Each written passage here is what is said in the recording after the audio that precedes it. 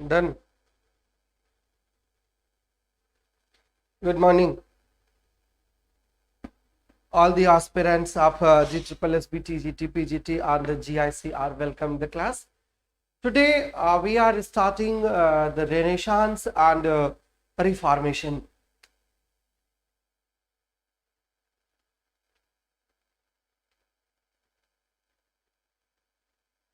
Renaissance. What is the meaning of the term Renaissance? मतलब क्या होता है Renaissance का? As you know कि the word consists of two different words, re and naissance. Re means again and naissance means birth. Right? It means Renaissance means rebirth. Renaissance means rebirth, पुनर्जन्म. तो the very first question, rebirth किसका rebirth हुआ है renaissance में? Renaissance means reawakening. Reawakening means something was in the sleeping mood and now it has reawakened. Right, reawaken किसका होता है? Rebirth किसका होता है? रेनेसांस आखिर है क्या? हिंदी में आप इसको पुनर्जागरण कहते हो, तो आखिर वो पुनर्जागरण होता क्या है? किस चीज का जागरण होता है? कौन सी ऐसी चीज होती है जो सो रही थी और एकाएक जाग जाती है, जिसको आप पुनर्जागरण कहते हो? What is the meaning, what is the sense it is conveying? जी सृष्टि जी ने लिखा है कि it was the reawakening of classical literature. Right, नहीं, it was not merely the reawakening of classical literature, it was something more. Right, it was the first time when men started to see on man. आदमी ने आदमी पर देखना शुरू किया, आदमी ने आदमी को इंपॉर्टेंस देना शुरू किया. ये वो एज है जिसको आप रेनेसांस कहते हो.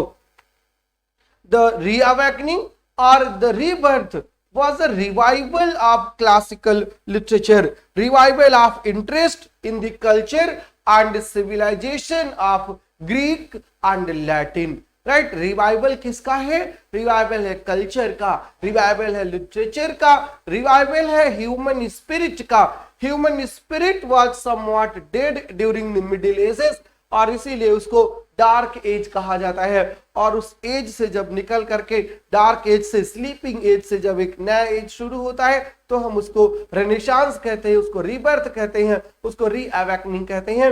रीअवेकनिंग ये है कि middle ages was the age of sleeping, वो स्लीपिंग का एज है, और उसके बाद रीअवेकन होती है ह्यूमन स्पिरिट. और रीअवेकन होती है, इसका मतलब इट वाज ऑलरेडी जो है पहले कहीं ना कहीं जाग रही थी, तो जो पहले कहीं ना कहीं जाग रही थी फिर उसका रिवाइवल शुरू होता है, और जो उसका रिवाइवल होता है वो होता है रेनेसांस, जिसको आप पुनर्जागरण के नाम से जानते हो. The study of classical Greek and Roman art and literature came to be called humanism age, and इसके जो डिवोटीज थे उनको ह्यूमनिस्ट कहा गया. तो जो रेनेसांस है, रेनेसांस के साथ ह्यूमनिज्म है, ये दोनों ही आपस में लगभग बराबर है. ये रिवाइवल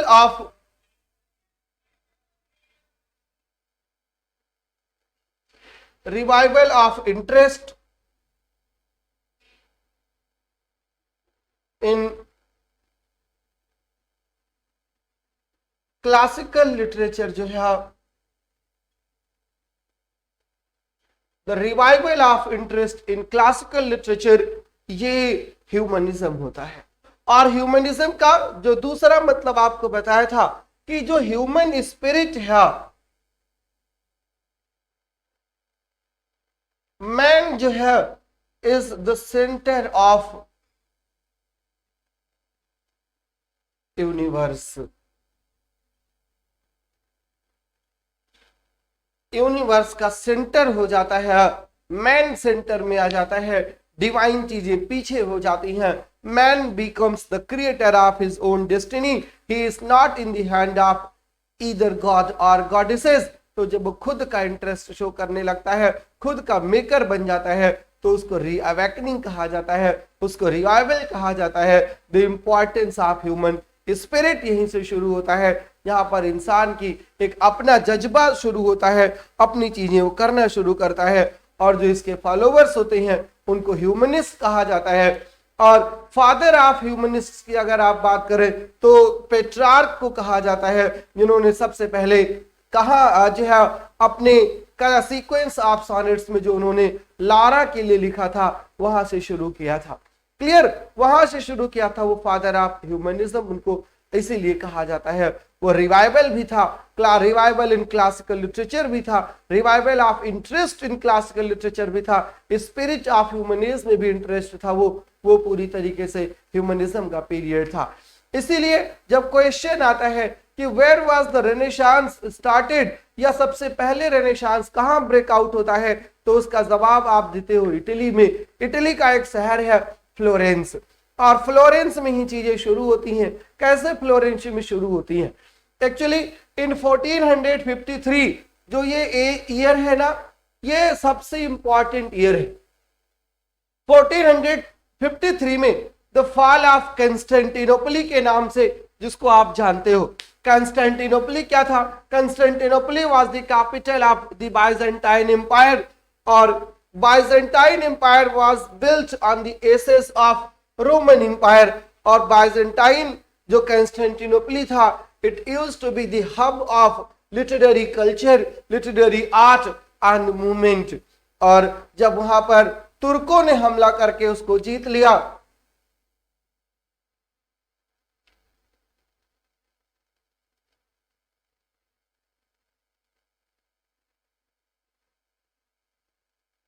कंस्टेंटिनोपली, तो यहां के जो एक्टिविस्ट थे, जो लिटरेरी एक्टिविस्ट थे, जो लाइब्रेरियंस थे, जो स्कॉलर्स थे, they fled from Constantinople and came to the neighbouring land. और नेबर में जो था वो था फ्लोरेंस, वहां पर आ गए। Earlier Greek people had only heard the name of scholars like Aristotle and Plato and Homer, but now they had the chance to go through the texts written by these philosophers, written by these critics। और यहीं से जो है शुरू होता है क्या? यहीं से शुरू होता है रेनेसांस। वो इंटरेस्ट जो है होमर, प्लेटो, अरिस्टोटल में, सोफोक्लीज, एस्किलस और यूरिपिडीज में जाना, राइट, वो इंटरेस्ट जो रिवाइवल है उसी को रेनेसांस कहा जाता है। और वो कहां से शुरू होता है? वो इटली के शहर फ्लोरेंस से शुरू होता है। क्लियर, इटली के शहर फ्लोरेंस से शुरू होता है। और वैसे फ्लोरेंस में शुरुआत किससे होती है development of art, culture, literature की? वो होती है पेंटिंग से। और पेंटर्स जो बहुत इंपॉर्टेंट है उनके नेम तो आप सबको पता ही है। With the fall of Constantinople the flow of Greek scholars became a steady storm. और कंस्टेंटिनोपली के फॉल के बाद जो फ्लोरेंस का किंग था, उसका क्या नाम था? उसका नाम था Medici. Medici became the patron of art, literature and culture, and he gave shelter to the refugee writers. Florence became the center of refugee scholars। और फिर इसलिए फ्लोरेंस से चीजें स्प्रेड होना शुरू हुई। पहले वो इटली में, और फिर वो फ्रांस, जर्मनी, स्विट्जरलैंड, इंग्लैंड, पूरे यूरोप में जो है फ्लोरेंस से ही वो फ्लरिश करना शुरू करती हैं। Clear, the Italians who had only heard the great names of Homer, of Plato, of Aristotle, and were anxious to know them at the first hand, now satisfied their curiosity at the feet of the refugee scholars। refugee scholars ने उनकी पूरी मदद करी, उनको पढ़ने में, उनकी चीजों को जानने में। क्लियर, और फिर वहीं से जो है पोएट्री का, प्रोज का, सबका स्प्रेड शुरू होता है। पेंटिंग का एज भी वहीं से जा करके शुरू होता है। अगर हम पोएट्री की ही बात करें तो जो उस समय की पोएट्री है, excluding the era of the classical Latin, the renaissance is the most glorious period of जो है Italy in art and literature. In literature the most famous productions जो थे उनमें था अरिस्टियो की एपिक ऑरलैंडो फ्यूरिसियो,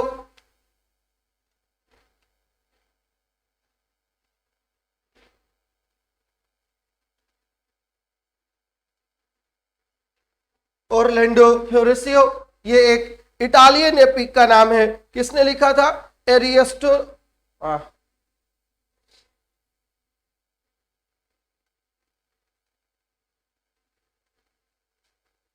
इन्होंने लिखा था। ARIS sorry ARIOSTO।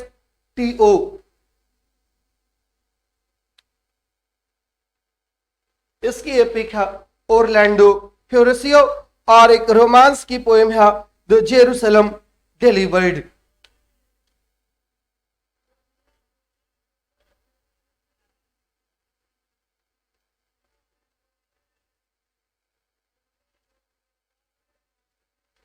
Jerusalem delivered, Orlando Furioso, ये सब एपिक्स लिखी गई उस टाइम में, right. In literature the most famous productions were in poetry Ariosto's, आज है Orlando Furioso, romantic poem and ये जो टासो की पोयम थी जेरूसलम डिलीवर्ड, और रोमांटिक एपिक है ये।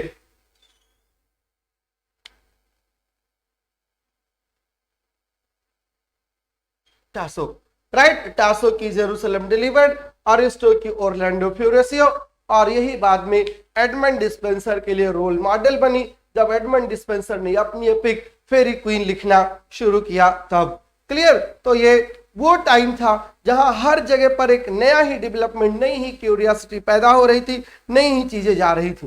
प्रोज की बात करें, पॉलिटिक्स की बात करें, तो पॉलिटिक्स में एक आपने नाम सुना होगा, निकोलो मैकियावेली। मैकियावेली की एक बुक आई थी और उस बुक का नाम था द प्रिंस। द प्रिंस से भी बहुत इंपॉर्टेंट क्वेश्चन है, अक्सर पेपर में पूछ ही लिया जाता है कि द प्रिंस के लेखक कौन है, द प्रिंस के राइटर कौन है।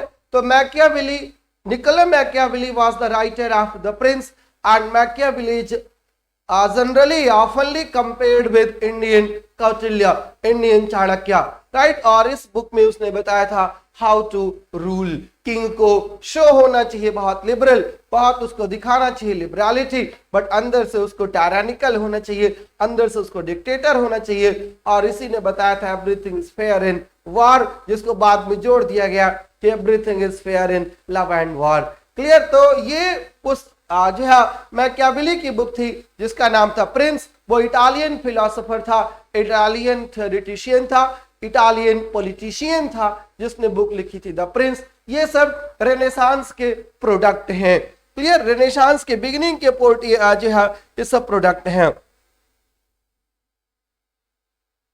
A book of political philosophy which has given us the world Machiavellian meaning unscrupulous, right. Machiavelli का मतलब ही होता है अनस्क्रूपुलस, और फिर इसे मैकियावेली जो है ये खुद रोल मॉडल बना, और शेक्सपियर का एक हीरो है जो विलानियस हीरो है जिसका नाम रिचर्ड थर्ड है, वो मैकियावेलियन हीरो है, right. Richard third Machiavellian hero है।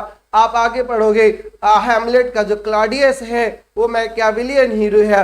आप इयागो के पढ़ो सॉरी मैकियावेलियन विलेन है, राइट। अगर जब आप इयागो को पढ़ोगे तो मैकियावेलियन विलेन है। Though Shakespeare was not well versed in Italian literature, but Shakespeare must have या would have overheard the story of the prince, आज have heard the story of Machiavelli. इस चीज को उन्होंने सुना होगा, इस चीज को उन्होंने पढ़ा होगा, तो उन्होंने उसको इनकॉर्पोरेट किया है, और कुछ इसी टाइप का किंग जो है क्रिस्टोफर मार्लो ने भी क्रिएट किया है।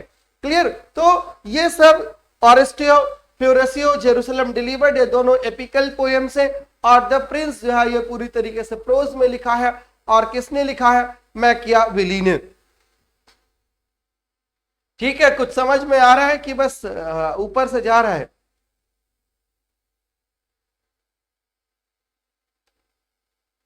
और इसी टाइम पर एक और बुक है जिसने शेक्सपियर को बहुत इंस्पायर किया था, उस बुक का नाम है हेक्टोमिथी। हेक्टोमिथी का मतलब होता है 100 टेल, जो सिंथियो ने लिखा था, और शेक्सपियर ने अपनी प्ले ओथेलो को बेस किया है हेक्टोमिथी पर। उसका भी नाम लिख दे रहा हूं।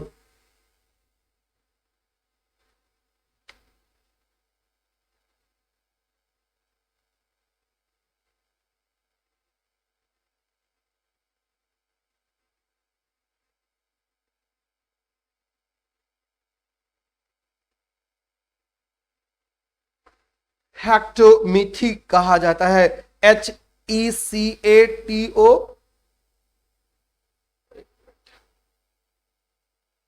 MMITHI, हेक्टोमिथी। राइट, किसकी है ये?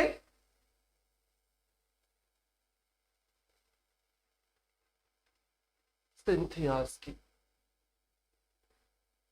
ऊपर से जा रहा है, चलिए उसको नीचे बुलाइए। ऊपर से ना जाने पाए, नीचे बुलाइए, नहीं तो फिर दिक्कत हो जाएगी।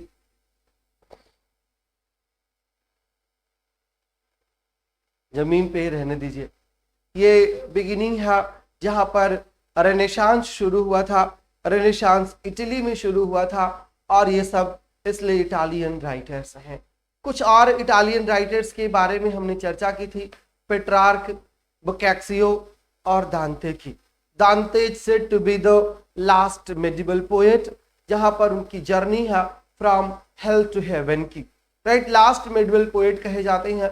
और उसके बाद फिर around 1.5 century nothing significant was written in Italy as well.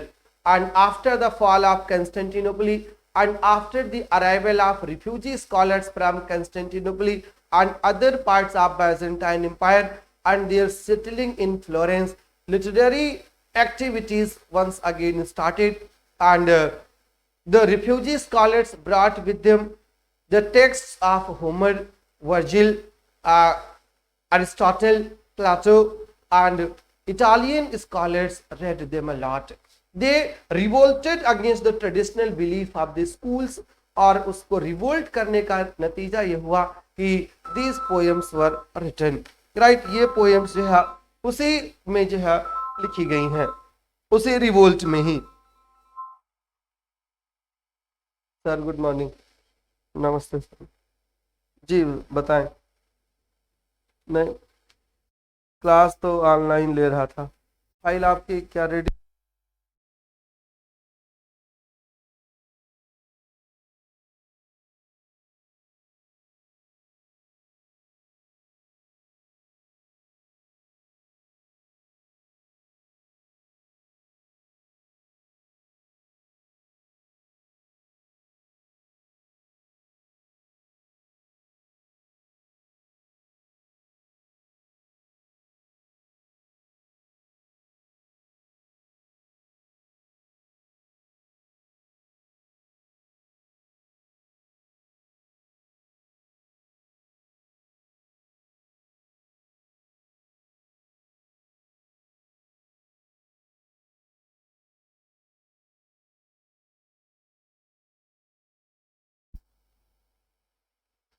To difficult to gate.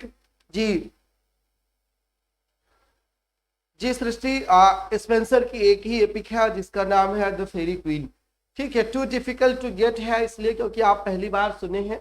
अब आपको बता दूं एग्जामिनेशन के पॉइंट ऑफ व्यू से, एग्जामिनेशन में जो क्वेश्चन आतेगा आपके वो ये है, ओरलैंडो फ्लोरेंसियो किस भाषा में लिखी है, या ओरलैंडो फ्लोरेंसियो किसने लिखा है?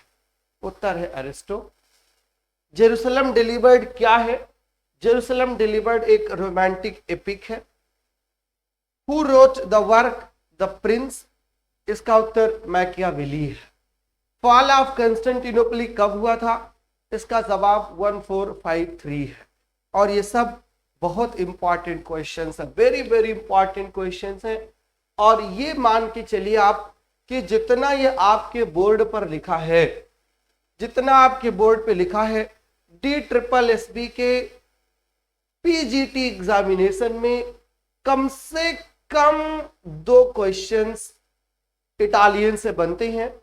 एक पेट्रार्क, बोकैक्सियो और दांते से बनेगा और एक यहां से बन जाएगा, राइट। इतने में से जो बोर्ड पे लिखा है यहीं से भी बन जाएगा। कल क्लास नहीं होगी प्रेरणा, क्योंकि कल बीएड का पेपर है और उस बीएड के पेपर में मैं नोडल ऑफिसर हूं, इसलिए मेरी कल ड्यूटी है, कल क्लास नहीं होगी।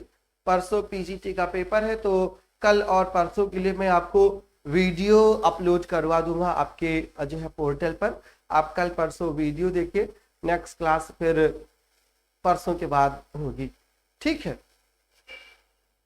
ओरलैंडो फ्लोरेंसियो, अरेस्टो, फॉल ऑफ कंस्टेंटिनोपल, सिंथियो, और सिंथियो की टेल हेक्टोमिथी, 100 इयर्स ऑफ टेल। ये चीजें जो हैं आपके पॉइंट ऑफ व्यू से, आपके एग्जामिनेशन के पॉइंट ऑफ व्यू से बहुत इंपॉर्टेंट हैं। जिनकी हमने यहाँ पर बात कर लिया है। हाँ श्वेता जी, आज अपलोड करवा दूंगा, अभी बात करूंगा और अपलोड हो जाएगी।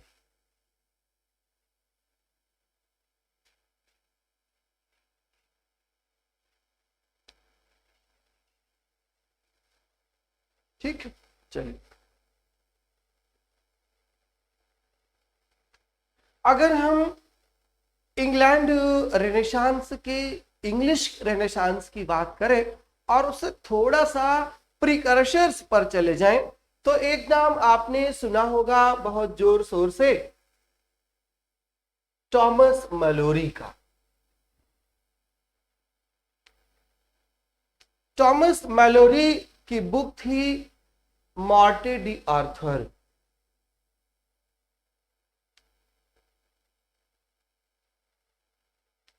टॉमस मैलोरी की थी बुक मॉर्टे डी आर्थर, और मॉर्टे डी आर्थर एक प्रोज रोमांस है, राइट। मॉर्टे डी आर्थर एक प्रोज रोमांस है और जिसमें उन्होंने किंग आर्थर की बात की है। किसकी बात किया है? किंग आर्थर की बात किया है। अब ये किंग आर्थर कौन है? King Arthur is a mythical king और it is said that he was the first English king. King Arthur को ऐसा माना जाता है, मिथिकल किंग इसको माना जाता है, और ये इंग्लैंड का फाउंडर भी माना जाता है अपने मिथ के ही वजह से। और प्रोज में उन्होंने लिखा है और इस बुक को प्रिंट किया था, छापा था विलियम कैक्सटन ने।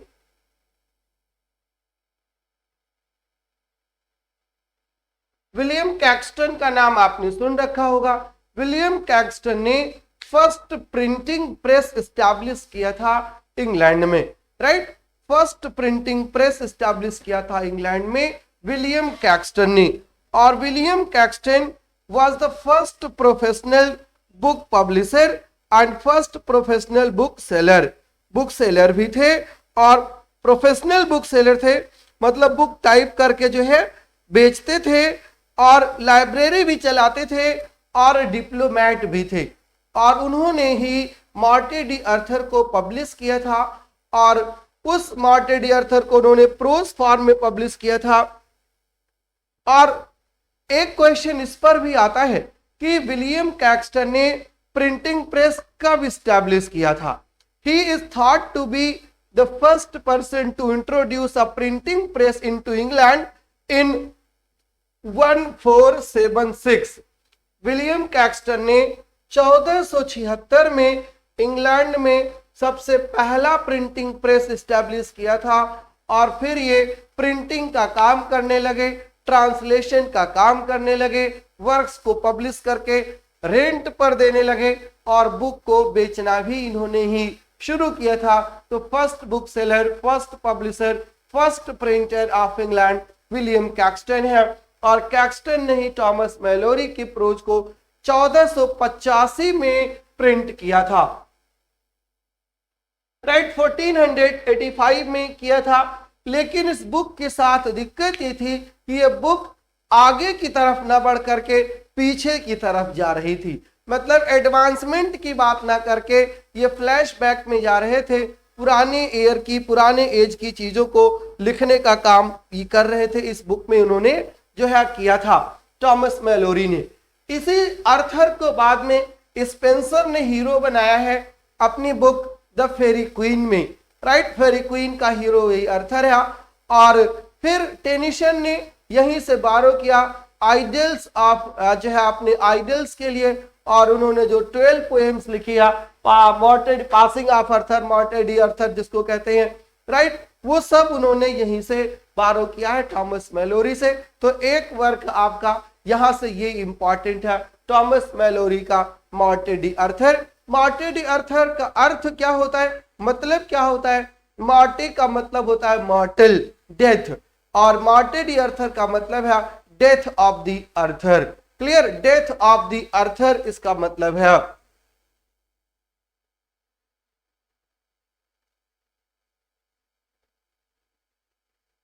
क्लियर है?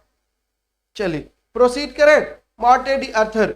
और इसके अलावा एक बुक आज जो दूसरे राइटर का नाम है उसको नाम भी टॉमस से ही शुरू होता है और वो है मिस्टर टॉमस मोर।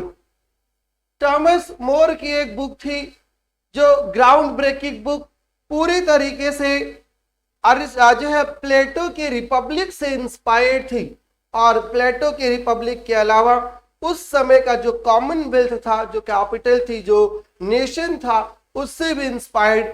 और इनकी बुक का नाम था यूटोपिया। दो utopia was written in Latin, generally it is not considered in the English literature. It was translated into English only after the death of Sir Thomas More by Robert Henryson. Right, इसका translation यहाँ पर किया गया था, Robert हेनरिसन ने इसका जो है ट्रांसलेशन किया बहुत बाद में इंग्लिश में। इसके अलावा उन्होंने कुछ इंग्लिश में भी वर्क लिखा है। और टॉमस मोर विक्टिम हो गए थे। Thomas More was the counsellor of king Henry eight, counsellor थे और उस काउंसलर ने किंग जब वो बना वो रिफॉर्मेशन के फेवर में था और he was against the reformation, और इसलिए इनको जिंदा जला दिया गया था, इनको एग्जीक्यूट करवा दिया था किंग हेनरी एट ने टॉमस मोर को। ये उनकी सबसे फेमस बुक है जिसका नाम है यूटोपिया। उसके अलावा उन्होंने अंग्रेजी में भी ऐसा नहीं किताबें नहीं लिखी, उन्होंने एक बुक लिखा था हिस्ट्री ऑफ रिचर्ड थर्ड, जिससे शेक्सपियर ने अपना प्लॉट लिया है अपने बुक, अपने प्ले रिचर्ड थर्ड के लिए, जिसका रिचर्ड थर्ड हीरो ना हो करके विलेन है। और जब ये जेल में थे तो इन्होंने एक जेल में बुक लिखा था और उस बुक का नाम था the dialogue, right, the dialogue of comfort against tribulation, the dialogue against comfort against tribulation आज है उसका नाम था, इसका the dialogue against comfort and tribulation. ये इंग्लिश बुक का नाम था जो टॉमस मोर ने लिखा था जब वो जेल में थे। आजी Manjeet, the Utopia was translated into English by Ralph Robinson. Clear है। और उसके बाद अगर हम उसी 15th सेंचुरी अर्ली, जिसे आप ट्यूडर पीरियड कहते हो, ट्यूडर मोनार्क, आपको पता होगा कि ट्यूडर मोनार्क में कौन कौन से लोग थे, और ये वही ट्यूडर मोनार्क का टाइम ही चल रहा है। ट्यूडर जो थे, सबसे पहले हेनरी सेवंथ हुआ, हेनरी सेवंथ के बाद उसका बेटा हेनरी एट्थ। और हेनरी सेवंथ कब बना था? After the war of roses. और उसके बाद हेनरी एट्थ का बेटा एडवर्ड फोर्थ होता है, और फिर मैरी होती हैं, और फिर एलिजाबेथ। ये ट्यूडर मोनार्क्स हैं। और अभी हम अर्ली ट्यूडर मोनार्क्स के टाइम के राइटिंग की बात कर रहे हैं, मतलब अभी हम एलिजाबेथ तक नहीं पहुंचे हैं। बिफोर एलिजाबेथ की बात है, अर्ली ट्यूडर पीरियड की बात है। एक ग्रुप था जिसको ऑक्सफोर्ड ह्यूमनिस्ट कहा जाता है, ऑक्सफोर्ड ह्यूमनिस्ट कहा जाता है। और उन ऑक्सफोर्ड ह्यूमनिस्ट के डिसाइपल थे टॉमस मोर, जिन्होंने वर्क यूटोपिया लिखा था। जी नहीं अनीता सिबल जी, टॉमस मोर ने किंग को एग्जीक्यूट नहीं किया, किंग ने टॉमस मोर को एग्जीक्यूट करवा दिया था, राइट। टॉमस मोर को किंग हेनरी एट्थ ने अपने ऑर्डर के तहत एग्जीक्यूट करा दिया था, राइट। और ये बुक जो उनकी है the dialogue of comfort against tribulation, लिख ही देता हूं।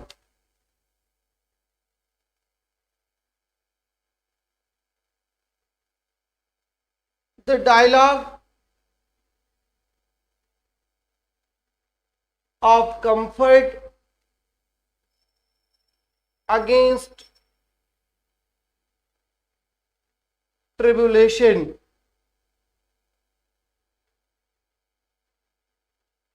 The dialogue of comfort against tribulation. ये बुक टॉमस मोर ने जेल में लिखा था when he was waiting for his execution, right. पूरी तरीके से इंटेंशनली जो है पर्सनल बुक है, ऑटोबायोग्राफिकल बुक है। बात कर रहा था दो ग्रुप्स की, एक ग्रुप था ऑक्सफोर्ड ह्यूमनिस्ट का और दूसरा ग्रुप था द एजुकेशनिस्ट का। ऑक्सफोर्ड ह्यूमनिस्ट में 3 लोग थे, लिनाकेर, ग्रोसिन, कॉलेट और उनके डिसाइपल जिनका नाम था थॉमस मोर। ये आपके पेपर की चीज नहीं है, ये बहुत डिटेल में है, ये नेट की पेपर की चीज है। सिर्फ आप ये इतना जान लीजिए कि ऑक्सफोर्ड ह्यूमनिस्ट किस टाइम पर थे। तो ऑक्सफोर्ड ह्यूमनिस्ट कब थे? वो in the early 15th century, in the early 16th century में। जी ऋषु रोहिला जी, बिल्कुल इसकी कोई पीडीएफ नहीं मिलेगी।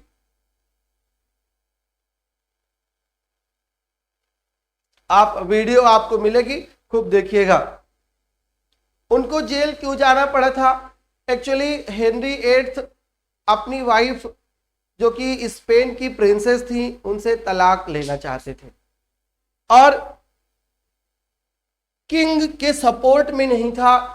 थॉमस मोर डिवोर्स के सपोर्ट में नहीं था और चर्च भी किंग के डिवोर्स के सपोर्ट में नहीं था और इसलिए 1529 में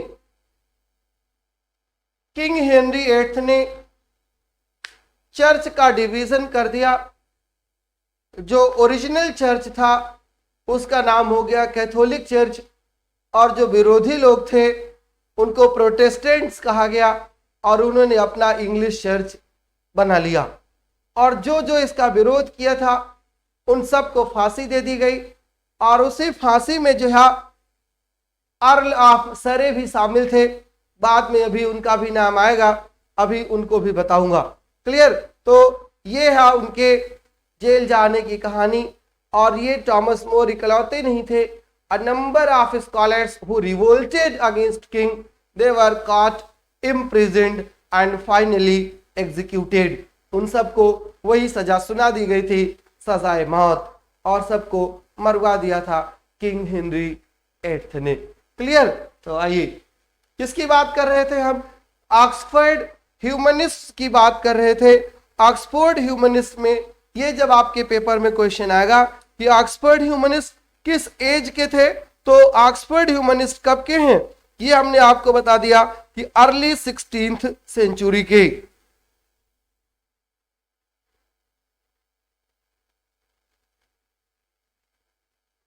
और जो दूसरा ग्रुप है उसमें है द एजुकेशनिस्ट्स। उनमें कुछ इंपॉर्टेंट वर्क्स हैं, उनको बता देता हूं।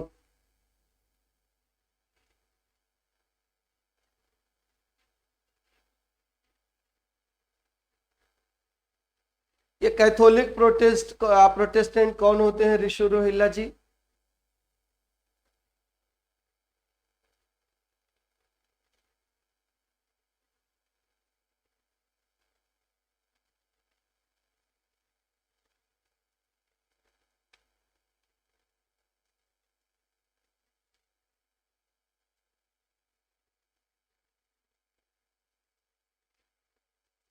एलियट, चेक,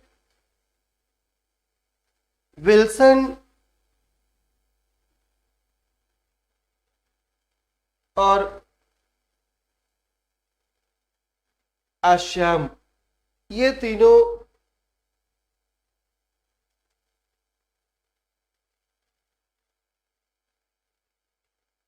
एजुकेशनिस्ट हैं।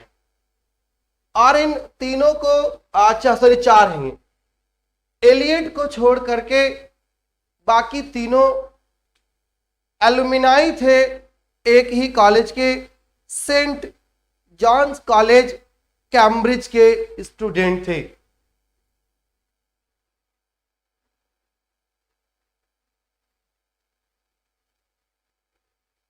Saint John's college church, sorry Saint John's college Cambridge के ये तीनों स्टूडेंट थे। Unlike Thomas More, this group wrote in English from the patriotic motive of improving its power of expression. Thomas Eliot की एक book थी जिसका नाम था गवर्नर।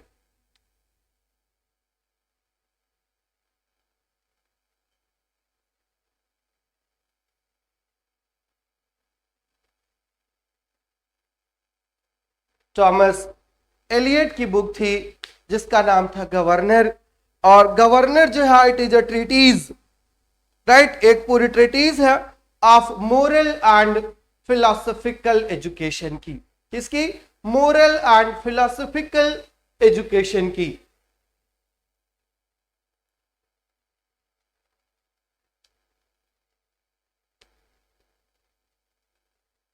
नैतिक और दार्शनिक दोनों की शिक्षा, दोनों की टीचिंग्स का काम इस बुक में किया गया है थॉमस एलियट के, right. Thomas Eliot's governor, a treatise of moral and philosophical education for the governing class, right. किसके लिए?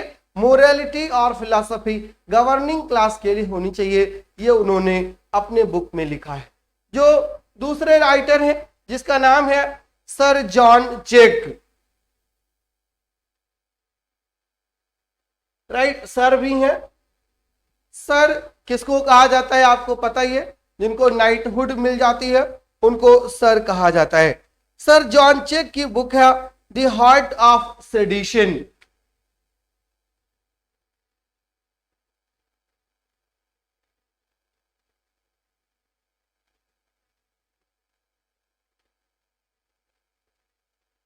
चेक की बुक है the heart of sedition, right, are just complement pros.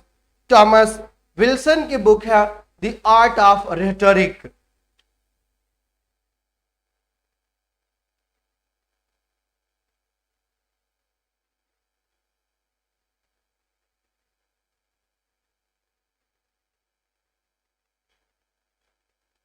The art of rhetoric में वो बात करते हैं English language की, इंग्लिश राइटिंग की, और वो इंग्लिश वर्ड्स को प्रेफरेंस देते हैं।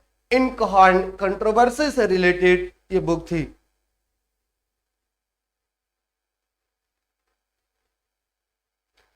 रजनी जी, मेरा पूरा आशीर्वाद आपके साथ है। आप अच्छे से पेपर करें, आप सफल हो, आपकी नौकरी लगे। मैं ईश्वर से, भगवान से ऐसी प्रार्थना करता हूं और प्रार्थना करूंगा। नौकरी की जरूरत सबको है, आपको थोड़ी सी ज्यादा नहीं, सबको बराबर ही जरूरत है। और उस जरूरत के लिए आपने अपनी पूरी मेहनत की है, और अगर आपने ईमानदारी से मेहनत किया है तो दुनिया की कोई ताकत आपको रोक नहीं सकती। You are on the gate of selection, just 2 days apart. 2 दिन बाकी है। पूरे इत्मीनान से, पूरे दिल से, पूरी हिम्मत से, पूरे जोश से पेपर दीजिए। पेपर में बैठ करके घबराइएगा नहीं, इत्मीनान से पेपर दीजिएगा, राइट। इत्मीनान से 2 घंटे का बहुत समय होता है, और जनरली पेपर आप 1 घंटे में ही कर होते हैं। तो फर्स्ट अटेम्प्ट में वही क्वेश्चन टिक करें जो आपको 100% कन्फर्म आता है, और फिर उनको अपने OMR में डार्क कर लें। सेकेंड अटेम्प्ट में फिर आप क्या करें कि उन क्वेश्चंस को फिर से देखें जिनको आपने छोड़ रखा था पहले अटेम्प्ट में, उनको करिए। और उनको करने के बाद, एक और भाई साहब का फोन आ गया, क्लास ले रहा हूं भाई, क्लास ले रहा हूं, घर पे ही हूं।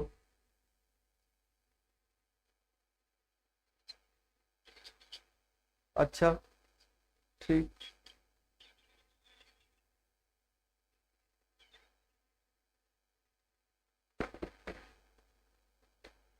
जी, जिसका परसों एग्जाम है सबको बहुत सारी शुभकामनाएं, और सबको यही एडवाइस कि खूब इत्मीनान से बैठकर पेपर दीजिए।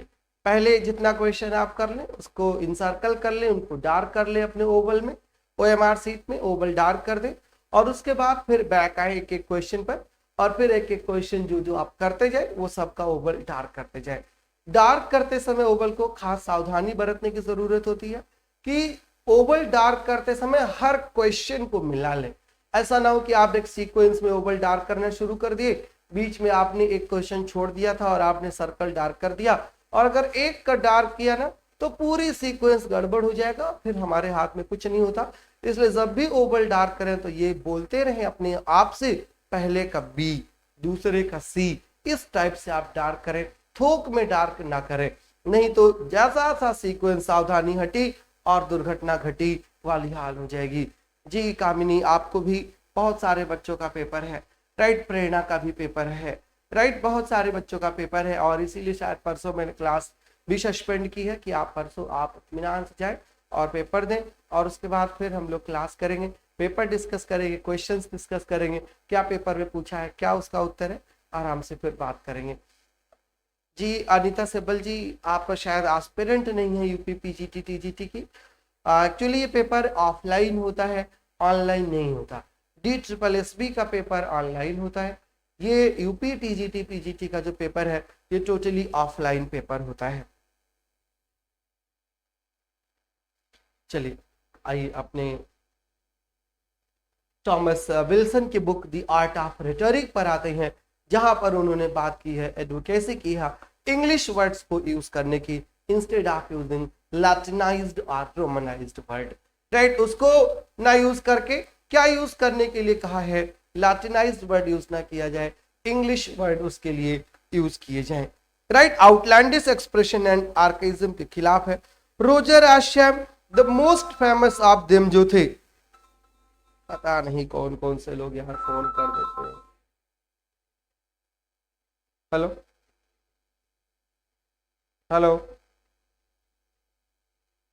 हेलो,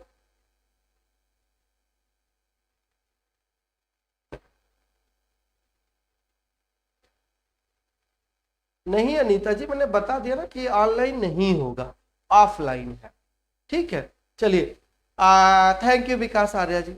निगेटिव मार्किंग नहीं है बिल्कुल, कविता कवि जी बिल्कुल निगेटिव मार्किंग नहीं है, खूब धड़ल्ले से 125 का 125 करके आइएगा। रोजर आश्रम जो थे ये इनमें से चारों में से सबसे फेमस है और ये क्वीन एलिजाबेथ के ट्यूटर थे। क्वीन एलिजाबेथ को लैटिन सिखाते थे और इन्होंने जो एक भाषा से दूसरे भाषा को सिखाने की जो तकनीक बताई है, जो टेक्निक इन्होंने बताई है, वो टेक्निक आज तक लागू है, अभी भी वैसे ही चल रही है। और वो इनकी टेक्निक ये है कि if you want to learn the second language तो उसको आप ट्रांसलेट करिए, खूब ट्रांसलेट करिए। Hello hello, who is there? Yes sir. Sir sorry, I am taking an online class. Just may you call me after 10 or 15 minutes late? Okay. क्या बात कर रहा था? रोजर आश्रम की। तो रोजर आश्रम ने क्या काम किया, इन्होंने ट्रांसलेशन का मेथड बताया कि बुक को ट्रांसलेट, एक पैसेज लीजिए उसको ट्रांसलेट करिए और 2 दिन के बाद उसको रीट्रांसलेट करिए। आज इंग्लिश से लैटिन में करिए और फिर 2 दिन के बाद लैटिन से इंग्लिश में करिएगा। And this is the method suggested by Roger Ascham for learning the second language as he was an educationist and tutor to Queen Elizabeth. तो उन्होंने एलिजाबेथ को ये लैटिन भाषा सिखाने के लिए मेथड ऑप्ट किया था। और रोजर आश्रम की एक बुक है बहुत इंपॉर्टेंट, नाम है उसका टैक्सोफिलिस।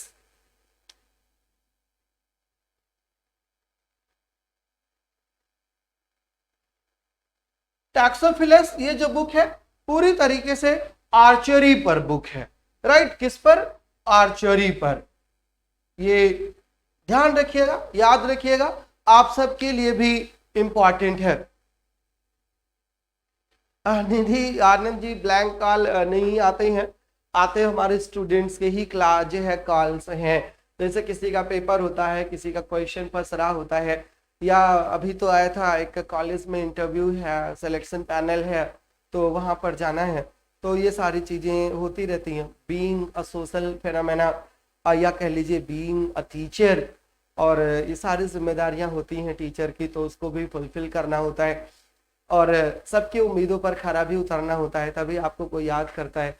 और अगर आप किसी काम के ना तो या तो बिल्कुल रूड हो जाइए तो आपको कोई फोन नहीं करेगा, और अगर आप थोड़ा सा भी पोलाइट हैं, अगर आपने स्पेस दे रखा है, जैसे मैंने अपने सारे स्टूडेंट्स को स्पेस दे रखा है कि they can call me any time, they can ask me anything related to their life, right, कुछ भी पूछ सकते हैं। तो हमारे पास सवाल करते रहते हैं मुझे अपना बड़ा भाई समझ करके, इसलिए मैं उनको बहुत पोलाइटली जवाब भी देने की कोशिश करता हूँ और कभी कभी बहुत भयंकर वाली डांट भी लगा देता हूँ, और जिसके शिकार आप सब लोग भी एक आध बार हो चुके हैं। His Taxophilus attempts to revive the old national sport of archery, right? old national sport of archery को रिवाइव करने की बात यहाँ पर उन्होंने किया है। और उनकी एक और बुक है जिसका नाम है द स्कूल मास्टर।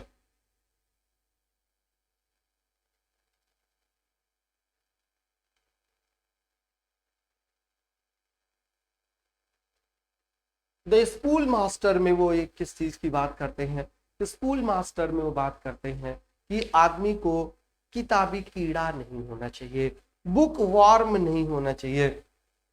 हमारे पास कोई नंबर नहीं है कि कॉल कर लें। निधि जी आप DSSB के TGT PGT ग्रुप से जुड़ी होंगी, तो आप मेरा नंबर वहां पर है। अच्छा ओके अनीता जी नोट कर लीजिए, मैं साइड हो गया हूँ।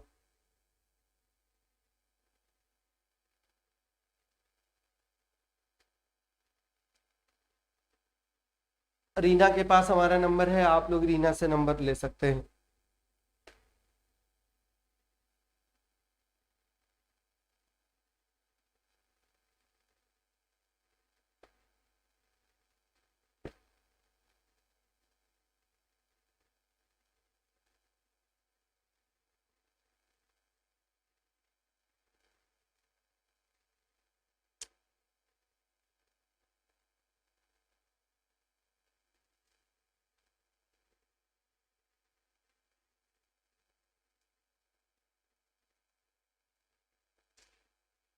ये एजुकेशनिस्ट हो गए। अब इसके बाद ट्रांसलेटर्स ऑफ द बाइबल है, राइट। इसके बाद वो राइटर्स हैं जिन्होंने ट्रांसलेशन किया है बाइबल का, और उसमें है टिंडल, कवरडेल, जो है क्रैमर और लैटिमर। इन सब का नाम आप जानते होंगे।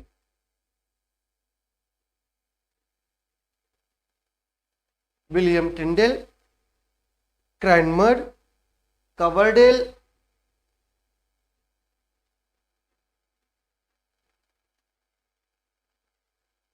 और लैटिमर, ये बाइबल के ट्रांसलेशन हैं। नहीं नहीं रीना, कौन है ये ट्रांसलेटर्स ऑफ द बाइबल हैं।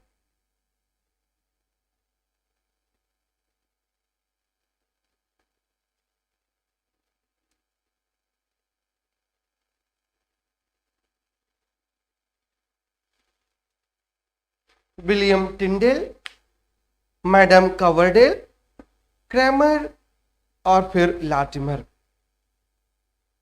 William Tyndale the first translator of the scripture after Wycliffe.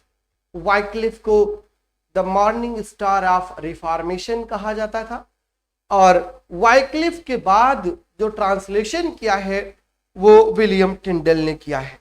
issued his translation of the New Testament in 1525 from Germany, where he had taken refuge from the persecution of King Henry VIII।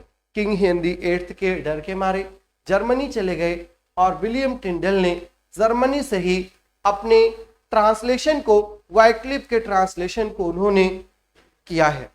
Sir earlier I used to think notes play a very important role, but since the day I joined your batch now I have my own notes। Definitely जो है मानसी खत्री जी, I always try कि my students should make their own notes। दूसरे के notes जो readymade notes होते हैं वो पहली बात तो हमको समझ में नहीं आते।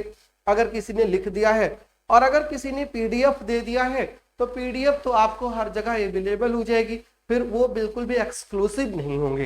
अगर आपको सिलेक्शन पाना है then you have to be very exclusive, और उस एक्सक्लूसिव के लिए जो है आपको खुद काम करना होता है, आपको अपने नोट्स खुद डिजाइन करने होते हैं, आपको अपने नोट्स खुद बनाने होते हैं, और वही आपके हमेशा काम आते हैं। मॉर्निंग स्टार ऑफ रिफॉर्मेशन कहा जाता है वाइक्लिफ को, राइट। तो 1525 में आज है विलियम टिंडेल ने ट्रांसलेशन किया था जब वो जर्मनी में रह रहे थे। जर्मनी में रहने के बावजूद भी वो बच नहीं पाए, फाइनली उनको पकड़ करके एग्जीक्यूट कर ही दिया गया। और after the reformation had become जो है कह लीजिए कि Tyndale translation together with Miles Coverdale's translation of the old testament appeared as the complete English Bible, right. तो मैडम आज जो मिस कवरडेल थी ये इन्होंने ओल्ड टेस्टामेंट को ट्रांसलेट किया और इन्होंने न्यू टेस्टामेंट को किया था, और दोनों को मिला करके एक बाइबल बना दी गई after reformation. This and several other translations which appeared in later years formed the basis of the famous authorized version of the Bible, जिसको आप किंग्स बाइबल कहते हो। किंग्स बाइबल या जिसको जेम्सेस बाइबल भी कहा जाता है, जो 1611 में पब्लिश हुई थी। इन सब के लिए इसी को अथोराइज्ड वर्जन ऑफ बाइबल भी कहा जाता है, AVB भी कहा जाता है। किंग्स बाइबल को जो 1611 में आई थी, और ये पूरी रेनेसांस का सबसे greatest prose contribution to English language भी है। तो माइल्स कवरडेल और टिंडेल दोनों का ट्रांसलेशन यूज किया गया था बाइबल के लिए, right. To the translations of the Bible was added in 1549 a book of common prayer prepared under Edward VI. This, a translation from Latin prayer book, was in main a work of Archbishop Cranmer and a solid contribution to English prose. It is a monumental work of inspiration and poetic cadence, right? Archbishop थे Cramer, और इन्होंने जो है common prayer की book लिखी थी। Sir please tell the translation year of all of them. Manjeet ji ये बिल्कुल इंपॉर्टेंट नहीं है भाई, नहीं तो मैं आपको जरूर बता दिया होता। जो आपके काम की चीज नहीं है आपको मैं उस पर नहीं लगाना चाहता, आपका टाइम वहां पर नहीं जो है इन्वेस्ट कराना चाहता।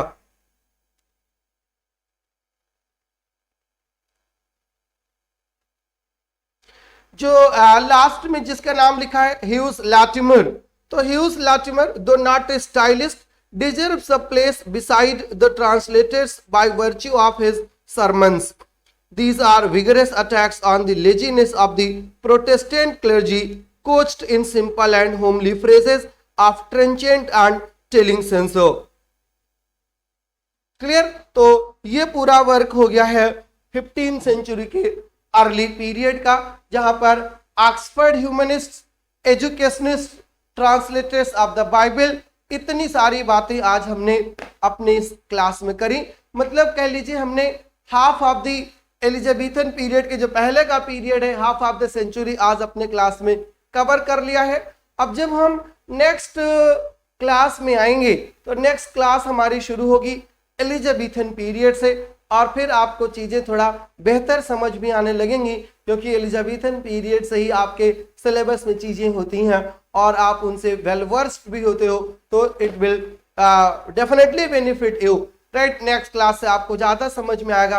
अभी के लिए thank you very much, happy रहिए, और जिन जिन का पेपर है उनको एक बार फिर से बहुत सारी शुभकामनाएं। आपका पेपर शानदार हो, शानदार तरीके से आप नौकरी पाएं और अपनी जिंदगी एंजॉय करें। All the best, thank you. किसने कहा कि वाइक्लिफ का न्यू टेस्टामेंट है? दीप्ति, क्या इधर उधर की चीजें लिखते रहते हो आप लोग? किंग्स बाइबल किंग जेम्स की बाइबल थी। किंग जेम्स ने पूरी बाइबल एक ग्रुप ऑफ स्कॉलर से मिलकर के तैयार कराया था, और मैं जब जैकोबियन एज पर आऊंगा तो किंग्स बाइबल पर पूरी डिटेल चर्चा करूंगा। कौन कौन से लोग उसमें शामिल थे, कितने लोग शामिल थे, कहाँ कहाँ की बाइबल को बारो किया गया था उसको प्रिपेयर करने में। क्लियर। अभी हमने 15 सेंचुरी का जो फर्स्ट हाफ है उसको कवर किया है, उसमें जो वर्क्स लिखे गए थे वो कवर किया है, बाकी हम बात करेंगे जब उसका नंबर आएगा तब। क्लियर, चलिए, थैंक यू वेरी मच।